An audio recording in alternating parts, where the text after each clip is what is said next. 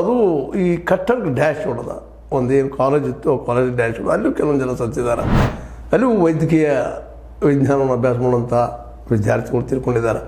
ಇವೆಲ್ಲನೂ ನೋಡಿದಾಗ 241 ಜನ ವಿಮಾನದಲ್ಲೇ, 24 ಜನ ಆ ಕಟ್ಟಡದಲ್ಲೇ ತೀರ್ಕೊಂಡಿದ್ದಾರೆ. ಅವ್ರು ಗುರುತು ಹಿಡಿಬೇಕಾಗಿದೆ, ಸುಟ್ಟು ಕರಕಲಾಗಿದ್ದಾರೆ ಪಾಪ.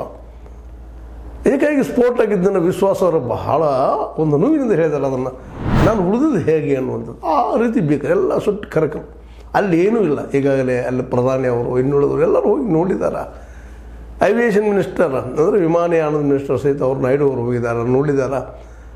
ಆದರೆ ಇವ್ರು ನೋಡೋದ್ರಿಂದ ಮಾಡೋದ್ರಿಂದ ಇಂಪ್ರೂವ್ ಆಗ್ತದಂತಲ್ಲ, ಏನೋ ಆಗಿದಂತಲ್ಲ, ಹೋದವ್ರ ಬರ್ತದಂತಲ್ಲ. ಆದರೆ ಕನ್ಸರ್ನ್ ಇರ್ತದೆ. ಹೋಗಿದ್ದಾರೆ, ನೋವು ಅನುಭವಿಸಿದ್ದಾರೆ.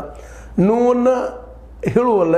ಮತ್ತು ಅದಕ್ಕೆ ಹೆಚ್ಚಿಗೆ ಜೀವನ ಕಳ್ಕೊಂಡಂಥ ಕುಟುಂಬಸ್ಥರು, ಸಂತ್ರಸ್ತರು, ಅವರ ನೋವನ್ನು ದುಃಖನ ನಾವು ನೋಡಲಿಕ್ಕೆ ಸಾಧ್ಯ ಇಲ್ಲ, ಅನುಭವಿಸೋಕ್ಕೂ ಸಾಧ್ಯ ಇಲ್ಲ ಅನ್ನೋಷ್ಟು ಮಟ್ಟಿಗೆ ಪ್ರಧಾನಿ ಆಗಿರ್ಬೋದು, ವಿರೋಧ ಪಕ್ಷದ ನಾಯಕರಾಗಿರ್ಬೋದು ಅಂತ ಭಾವನೆಗಳು ವ್ಯಕ್ತ ಮಾಡಿದ್ದಾರೆ.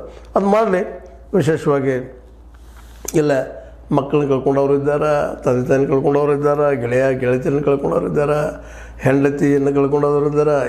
ಏನೇನು ನಾನಾ ರೀತಿ ವೈವಿಧ್ಯಮಯವಾದಂಥ ಸಾವ ಇಲ್ಲಿ ಬಂದಿದ್ದರಿಂದಾಗಿ ಇದು ಬಹಳ ದಿನಗಳವರೆಗೆ ನೆನಪುಳಿಯುವಂಥದ್ದು. ಇಂಥ ಸಂದರ್ಭದಲ್ಲ ನಮ್ಮ ಈ ಏನಪ್ಪ ಅಂತಂದ್ರೆ DGCA ಅವರು ಆರ್ಡರ್ ಮಾಡಿದ್ದಾರೆ. ಅಂದ್ರೆ ಈ ಪೂರ್ತಿ ಸುರಕ್ಷತೆ ಎಷ್ಟು ಮಟ್ಟಿಗೆ ಗ್ಯಾರಂಟಿಪ್ಪ ನಾಗರಿಕ ವಿಮಾನಯಾನ ನಿರ್ದೇಶನಾಲಯದ DGCA ಏರ್ ಇಂಡಿಯಾಕ್ಕೆ ಕಟ್ಟುನಿಟ್ಟಿನ ಸೂಚನೆ ಕೊಟ್ಟಾರೆ. ಇದು ಯಾಕೆ ಅದು ಮುಂದೆ